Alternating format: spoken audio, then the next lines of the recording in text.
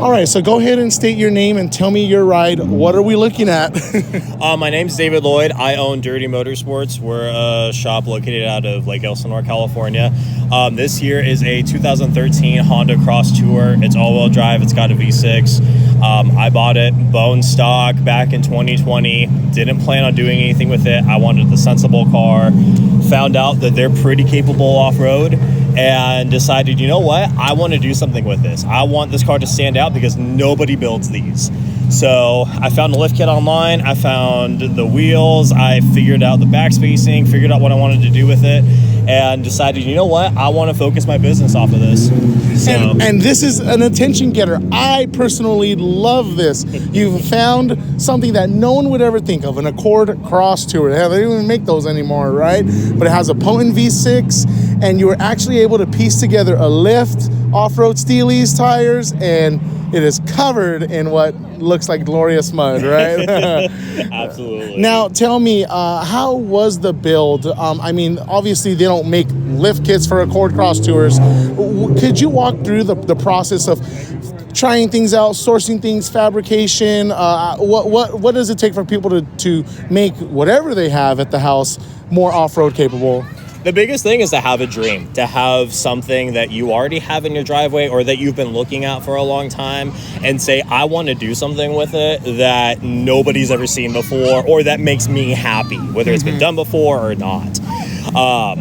For this one, I did find a 3-inch lift kit on it. It's a strut spacer. It was very basic. It did not fit right at all. It was not really made for this, but we got it to fit. We got it to work.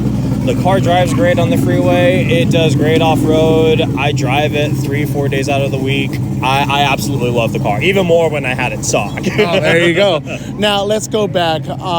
Your love of cars, your off-roading. Could you tell us how you got into the car culture or how you got into, you're a businessman in this kind of industry? Where did this stem from? Where did it come from? So my dad owned a collision repair shop.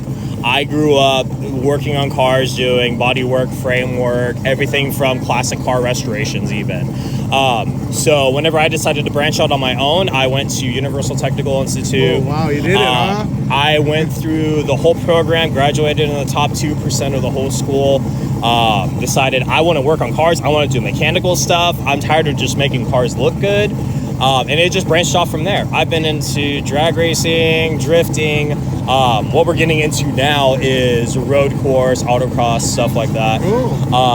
But really the biggest thing was that I always loved cars. I've always loved working on cars, and it's something that I will do for the rest of my life. You have that fuel in your veins, huh? And you have that passion for it, and that's great. I keep hearing cars are getting more complicated. It's not even mechanics anymore. There's just auto technicians with a tablet computer that tells them everything that they need to do in order to solve it.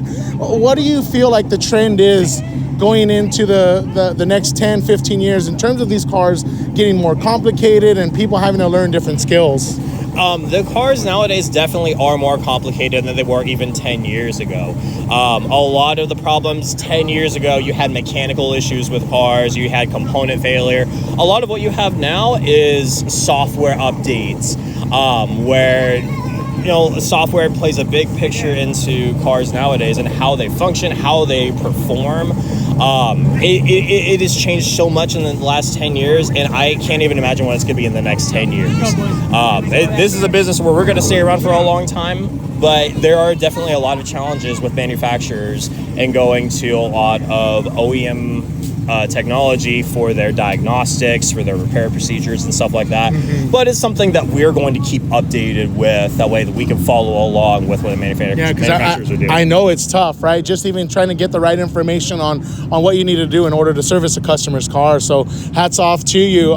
Would you recommend someone getting into this industry at this point in time, or? 100% yes. Really? Absolutely. But do your research. Figure out what you want to do. Do you want to work at a dealership where you're working on cars every day? Do you want to work at a performance shop or something like that where you get to work on stuff that's kind of cool, you get to see every once in a while? It's really your dream, and you got to follow it.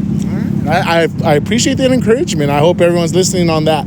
Last question, kind of springing forward to California wanting to transition to electrification in the next 15 to 20 years. What are your thoughts of electric cars in the future, the car culture, what we have here?